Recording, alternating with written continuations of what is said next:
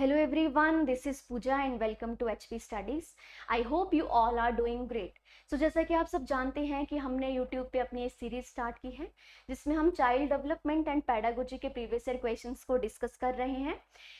अभी हमने स्टार्ट किया था आपको जो जून जुलाई 2021 में आपका HP टेट का एग्जाम हुआ था उसके क्वेश्चंस को डिस्कस करना शुरू किया था.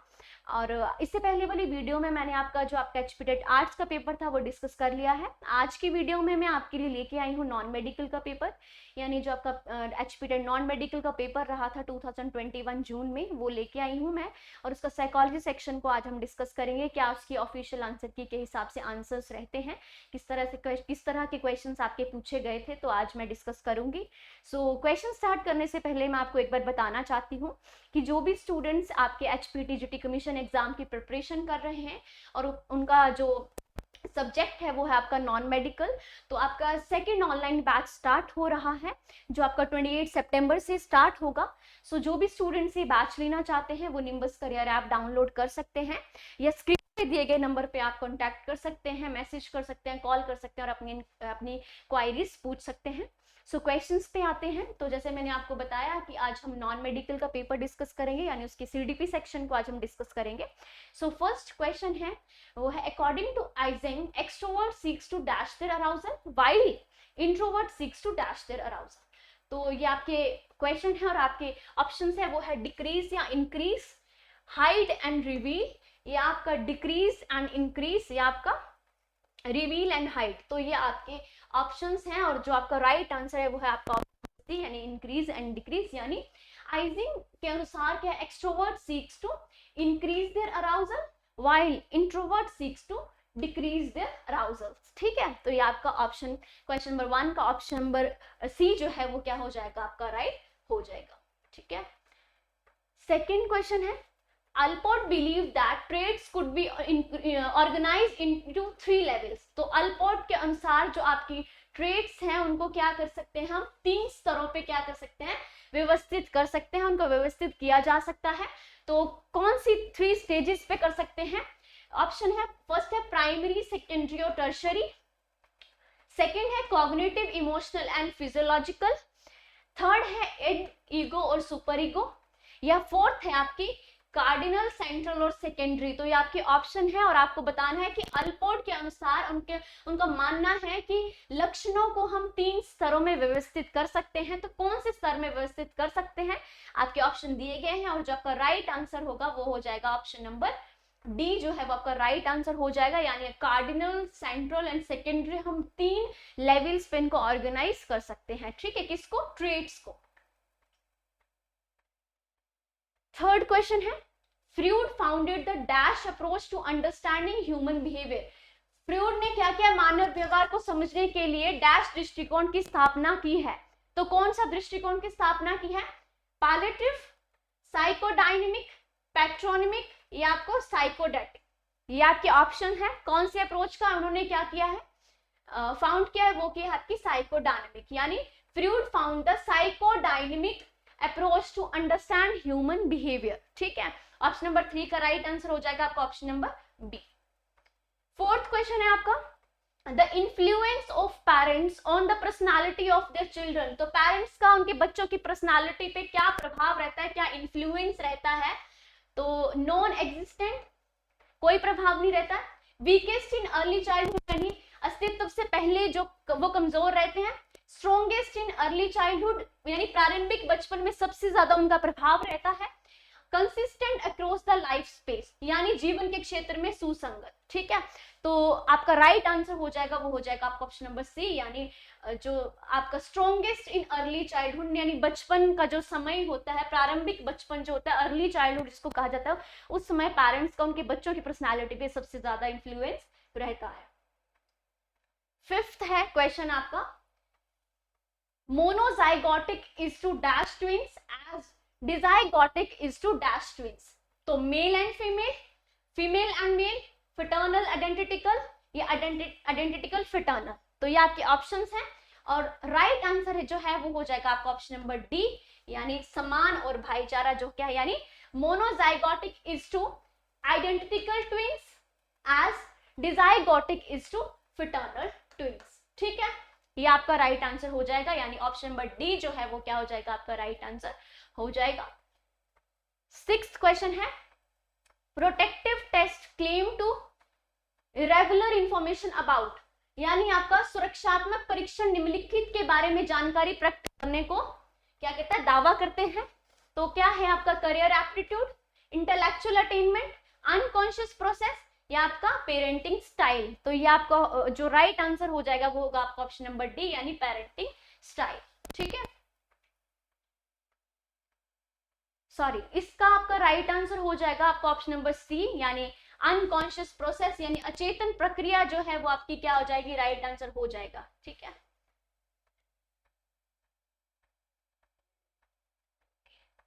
7th क्वेश्चन है,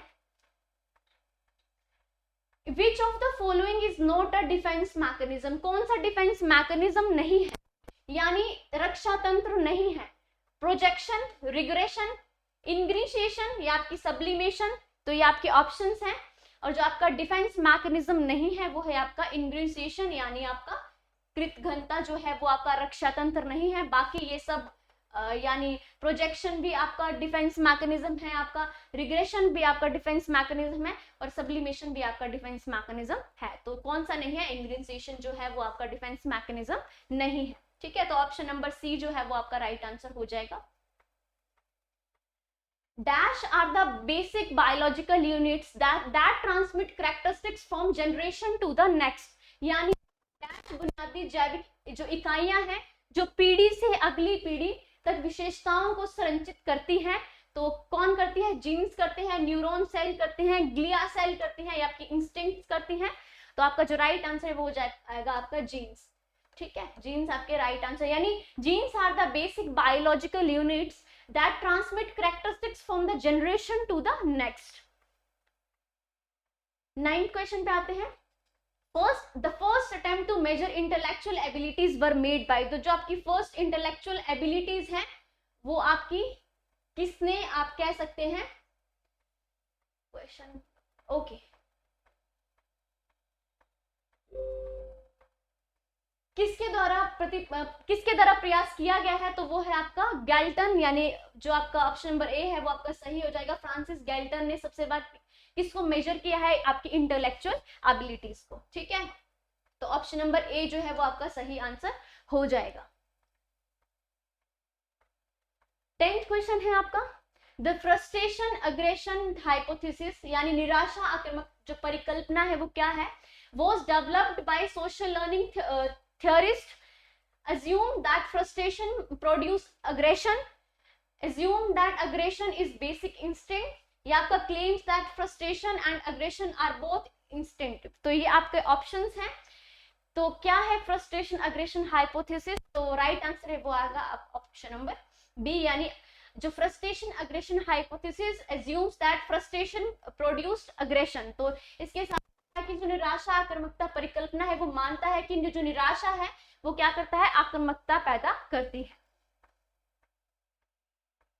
11th क्वेश्चन है आपका, the classical conditioning natural and unlearned reaction to an unconditioned stimulus is known as, यानी आपका शास्त्रीय कंडीशनिंग में बिना शर्त के उत्तेजनाओं के प्रति प्राकृतिक और अशिक्षित प्रतिक्रिया को क्या कहा जाता है, अनकंडीशन स्टिमुलस कहा जाता है, अनकंडीशन रिस्पॉन्स, कंडीशन स्टिमुलस, या आपका कंडीशन रिस्पॉन्स।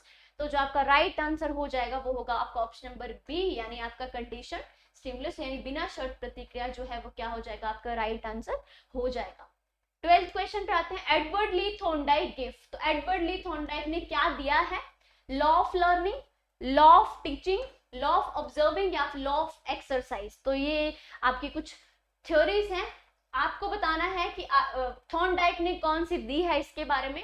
तो आपके जो राइट आंसर है उसके हिसाब से है आपका लॉ ऑफ एक्सरसाइज, बट जो थॉर्नडाइक ने अपनी थ्योरी दी है वो है आपकी लॉ ऑफ लर्निंग। तो जो आप राइट आंसर है वो law of learning, but official answer के हिसाब से आपको जो राइट आंसर है वो है आपकी लॉ ऑफ एक्सरसाइज। ठीक है, तो आपने उस हिसाब से इसको पढ़ लेना है। तो ये आंसर दिया है मैंने ऑफिशियल आंसर के हिसाब से, बट जो मुझे पता है कि थॉर्नडाइक ने लॉ ऑफ लर्निंग के बारे में बात की है, यानी लॉ ऑफ लर्निंग जो उन्होंने कहा है, उस जो उनकी थ्योरी है उसमें लॉ ऑफ लर्निंग के बारे में बताया है। Who is the father of genetic epistemology? तो जो जेनेटिक एपिस्टेमोलॉजी है, आनुवांशिक ज्ञान मीमांसा है, उसके जनक कौन है? तो आपके पियाजे हैं, ब्रूनर हैं, आपके वाइगोस्की है या डीवी हैं? तो कौन है आपकी जेनेटिक एपिस्टेमोलॉजी के फादर? तो आपका जो राइट आंसर है वो हो जाएगा आपका ऑप्शन नंबर ए, यानी पियाजे जो है वो आपके फादर है किसके? जेनेटिक एपिस्टेमोलॉजी के। 14 क्वेश्चन है, pedagogy is the study of, तो जो आपकी शिक्षा शास्त्र है वो किसका अध्ययन करता है? तो एजुकेशन है ऑप्शन, गाइडिंग स्टूडेंट्स, या आपका लर्निंग प्रोसेस, या टीचिंग मेथड्स। तो किसकी स्टडी करती है पेडागोजी? तो आपका जो राइट आंसर है वो हो जाएगा आपका ऑप्शन नंबर डी, यानी आपका टीचिंग मेथड्स, यानी शिक्षण विधियों का क्या करता है शिक्षा शास्त्र? अध्ययन करते हैं, जिसमें हम पेडागोजी हम स्टडी करते हैं ना कि ऑब्जर्वेशन मेथड में हम किसकी स्टडी करते हैं, आपका एक्सपेरिमेंटल मेथड। तो क्वेश्चन है कि pedagogy is the study of, the pedagogy is the study of teaching methods, ठीक है। As people grow older, the dash of learning declines. तो जैसे जैसे लोग बड़े होते हैं सीखने की डैश कम हो जाती है। तो क्या कम हो जाती है? पावर, स्पीड, क्वालिटी या क्वांटिटी? तो ये आपके ऑप्शंस हैं, और जो आपका राइट आंसर है वो है आपका ऑप्शन नंबर बी, यानी as people grow older the speed of learning declines, ठीक है। तो जो लर्निंग की स्पीड है वो क्या हो जाती है? डिक्लाइन हो जाती है। 16 क्वेश्चन पे आते हैं, Which from the following should be used to increase correct response and appropriate behavior? यानी सही प्रतिक्रियाओं और उचित व्यवहार को बढ़ाने के लिए निम्नलिखित में से किसका उपयोग किया जाना चाहिए? इग्नोरेंस, स्ट्रिक्टनेस, रिवार्ड या आपका प्रेज? तो किसका यूज किया जाना चाहिए किसके लिए? आपको प्रतिक्रियाओं को और उचित व्यवहार को बढ़ाने के लिए, यानी आपके किसके? Increase correct response and appropriate behaviour के लिए आप क्या कर सकते हैं? आप इग्नोर करेंगे बच्चे को, स्ट्रिक्ट बिहेव करेंगे, रिवार्ड देंगे या प्रेज करेंगे? तो जो आपका राइट आंसर है वो है आपका ऑप्शन नंबर डी, यानी आपका प्रेज, यानी आपका प्रशंसा। जब बच्चों को आप क्या करेंगे? उनके करेक्ट रिस्पॉन्स के लिए आपको उनको प्रेज करेंगे, और अप्रोप्रिएट बिहेवियर के लिए, जो उनका उचित व्यवहार के लिए आप उनको प्रेज करेंगे, तो बच्चा जो है वो हमेशा सीखने के लिए क्या होगा? प्रेरित होगा। ओके, सो 17th क्वेश्चन पे आते हैं। तो 17th क्वेश्चन है, which from the following should be use to decrease minor inappropriate behaviour? तो जो आपका माइनर बच्चे जो है वो छोटे मोटे आपके अनुचित व्यवहार को कम करने के लिए आप निम्नलिखित में से किसका उपयोग करेंगे? अगर बच्चे जो है वो कोई ऐसा व्यवहार कर देते हैं, क्लास में अनुचित व्यवहार कर देते हैं, कोई कुछ कह देता है, कोई छोटा मोटा कह सकते हैं, तो आप बच्चों को क्या कर सकते हैं? प्रेस करेंगे, रिवार्ड करेंगे, स्ट्रिक्टनेस रखेंगे, इग्नोर करेंगे उस सिचुएशन में? तो आपका जो राइट आंसर है वो हो जाएगा आपका ऑप्शन नंबर डी, यानी जो आप बच्चे थोड़ा सा इनएप्रोप्रिएट, माइनर इनएप्रोप्रिएट बिहेव करेंगे क्लास में, तो आप क्या कर सकते हैं? उसके लिए आप इग्नोरेंस, यानी आप बच्चों को इस चीज के लिए इग्नोर कर सकते हैं। 17 क्वेश्चन है, ओके 17 हमने डिस्कस कर लिया है। सो 18 क्वेश्चन पे आते हैं अब हम। 18 क्वेश्चन है, the field of study concern with the construction of thought process including remembering, problem solving and decision making is called, यानी आपका समस्या समाधान और निर्णय लेने को याद रखने सहित विचार प्रक्रियाओं के निर्माण से संबंधित अध्ययन के क्षेत्र को क्या कहा जाता है? तो आपके पेडागोजी कहा जाता है, एजुकेशन कहा जाता है, एपिस्टेमोलॉजी कहा जाता है, आपकी कॉग्निटिव डेवलपमेंट कहा जाता है। ये आपका क्वेश्चन थोड़ा सा यहाँ से, यानी आपका संज्ञानात्मक विकास कहा जाता है। तो क्या कहा जाता है इसको? ऑप्शन नंबर डी जो है आपका राइट आंसर हो जाएगा, यानी आपका कॉग्निटिव डेवलपमेंट। ये आपका क्या हो जाएगा? राइट आंसर हो जाएगा, ठीक है। 19 क्वेश्चन पे आते हैं, who was the prior of classical conditioning? तो आपका जो है क्लासिकल कंडीशनिंग के प्रणेता कौन है, किसको कहेंगे आप? तो स्किनर है, पावलव है, वॉटसन है, आपकी थॉर्नडाइक है। तो आपका जो राइट आंसर है, जिन्होंने आपकी क्लासिकल कंडीशनिंग की बात की है वो है आपके पावलव, जिन्होंने क्लासिकल कंडीशनिंग की थ्योरी दी है। इसमें उन्होंने अपने एक डॉग पे एक्सपेरिमेंट किया था, ठीक है। तो क्लासिकल कंडीशनिंग की थ्योरी किसने दी है? आपके पावलव ने दी है। स्किनर ने आपकी किसकी थ्योरी दी है? आपकी ऑपरेंट कंडीशनिंग, ओके। ऑपरेंट की जो थ्योरी है वो दी है आपकी स्किनर ने, नेक्स्ट है आपका पैवलव, जिन्होंने दी है क्लासिकल कंडीशनिंग की थ्योरी दी है आपकी। वॉटसन ने आपके बिहेवियरिज्म पे बात की है, और थॉर्नडाइक ने आपकी दी है ट्रायल एंड एरर थ्योरी के बारे में इन्होंने बताया है। Okay, so one by one मैं आपको इसके बारे में करवाऊंगी, डिटेल में कवर करवाऊंगी। 20th क्वेश्चन है आपका, learning is the developmental process is stated by. तो लर्निंग एक सीखना एक विकासात्मक प्रक्रिया है, किसके द्वारा कहा गया है? ये आपका वुडवर्थ ने कहा है, क्रो एंड क्रो ने कहा है, मर्फी ने कहा है, या मैकडुगल ने कहा है, किसने कहा है? तो ये जो आपका राइट आंसर होगा वो हो जाएगा आपका 28 का ए, यानी आपका वुडवर्थ ने कहा है कि learning is a developmental process, यानी सीखना एक विकासात्मक प्रक्रिया है।